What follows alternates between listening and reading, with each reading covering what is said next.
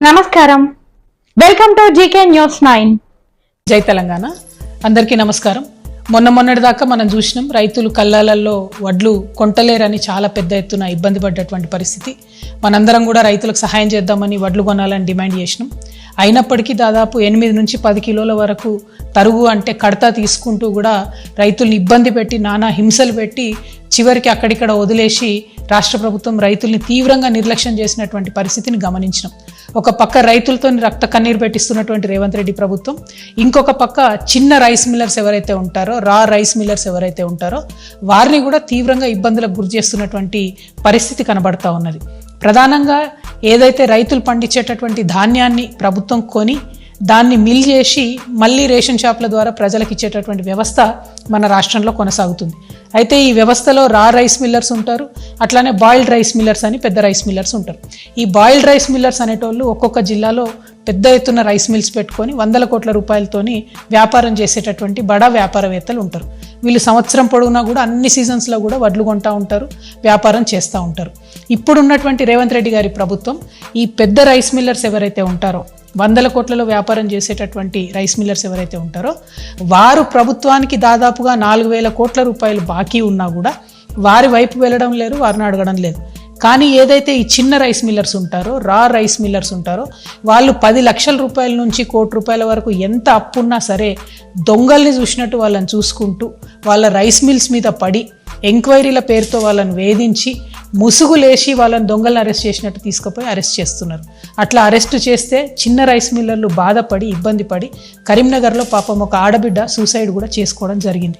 మరి ఇటువంటి దారుణమైన పరిస్థితుల్లో కూడా ఉత్తమ్ కుమార్ రెడ్డి గారు కానీ రేవంత్ రెడ్డి గారు కానీ మరి జరుగుతున్న పరిస్థితి ఏంటి, మోసం ఏంటి అని గ్రహించలేకపోతున్నారా, లేకపోతే చూసి చూడనట్టుగా పోతున్నారా నాకు అర్థమవుతలేదు. ఎందుకంటే ఇప్పుడు ఒక ఫ్రెష్ టెండర్ చూస్తున్నాం మనం. ఇది ఈ మధ్య కాలంలోనే టెండర్ చేయడం జరిగింది.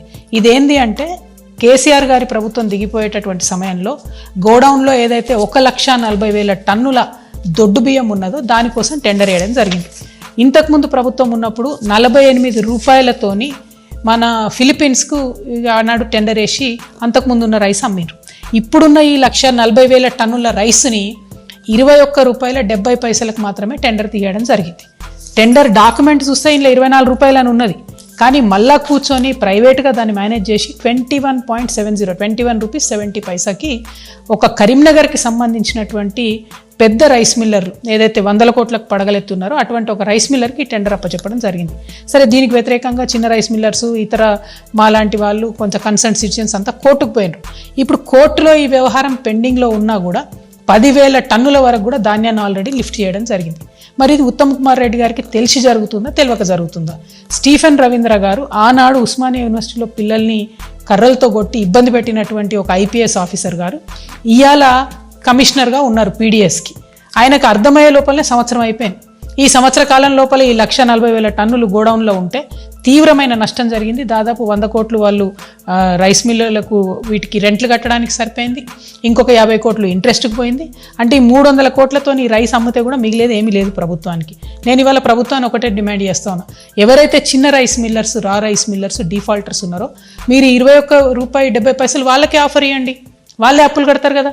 వాళ్ళు ఇప్పుడు చచ్చిపోతూ ఉన్నారు కదా, ఆత్మహత్యలు చేసుకుంటున్నారు కదా, మొత్తం రైస్ మిల్లులు మూసుకుపోయే పరిస్థితి ఉంది కదా, వాళ్ళకు ఆఫర్ ఇవ్వండి. మీరు చిన్న వాళ్ళని వదిలిపెట్టి పెద్దవాళ్ళని ఎందుకు ప్రొటెక్ట్ చేస్తున్నారు? ఇప్పుడు ఒక పెద్ద రైస్ మిల్లర్ నల్గొండకు సంబంధించిన ఆయన ఆల్రెడీ ఆయన 600-700 కోట్ల రూపాయలు ప్రభుత్వానికి బాకీ ఉన్నాడు. ఆయనకి ఇప్పుడు ఇంకో కొత్త రైస్ మిల్లుకు పర్మిషన్ ఇచ్చింది ప్రభుత్వం, వర్గాల్లో పర్మిషన్ ఇచ్చింది. ఆయనకు మళ్ళీ 300 కోట్ల రైస్ కూడా ఇచ్చింది. ఎట్లా ఇస్తారు మీరు? చిన్న రైస్ మిల్లర్స్ డిఫాల్టర్లు ఉన్న వాళ్ళకి ఇస్తున్నారా రైస్? ఫిజికల్ వెరిఫికేషన్ పేర్లతో వాళ్ళని వేధిస్తలేరా, సతాయిస్తలేరా? ఈ అంశాలన్నీ పక్కకు పెట్టి ప్రజలు గమనిస్తలేరు, ప్రతిపక్షాలు గమనిస్తలేరు అని మీరు అనుకుంటే తప్పు. బీఆర్ఎస్ పార్టీలో హరీష్ రావు గారు కానీ కేటీఆర్ కానీ పెద్ద రైస్ మిల్లర్స్ అందరితో వాళ్ళు మిలాఖత్ అయి ఉన్నారు కాబట్టి వాళ్ళు మాట్లాడతలేరు. కానీ ఇవాళ ఈ రాష్ట్రంలో ఒక ఆల్టర్నేట్ శక్తిగా తెలంగాణ రక్షణ సేన వచ్చింది.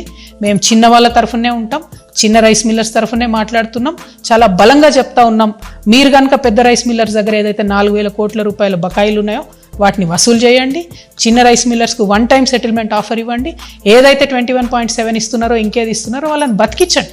చిన్న రైస్ మిల్లర్స్ చిన్న వాళ్ళకు ఉద్యోగాలు ఇస్తారు, ఊర్లలో కాపాడుకుంటారు, ప్రజల్ని రైతుల్ని కాపాడుకుంటారు. వీళ్ళ లెక్క మోసం చేయరు. ఈ కడతా తీసిండ్రు ఈ సీజన్లో ఏదైతే 10 కిలోలు చేసిరో ఇది కూడా పెద్ద రైస్ మిల్లర్స్ల ఆధ్వర్యంలో జరిగిన 2,000 కోట్ల స్కామ్. దాన్ని కూడా బయటికి తీయాలి మీరు. ఇవన్నీ చాలా విషయాలు ఉన్నాయి. పీడిఎస్ సిస్టమ్ని మొత్తం కూడా భ్రష్టు పట్టిస్తూ ఉన్నారు. కంప్లీట్గా యావత్ ఈ సిస్టమ్ నాశనం అయిపోతూ ఉన్నది. దీన్ని ముఖ్యమంత్రి గారు ఉత్తమ్ కుమార్ రెడ్డి గారు శ్రద్ధ పెట్టాలి.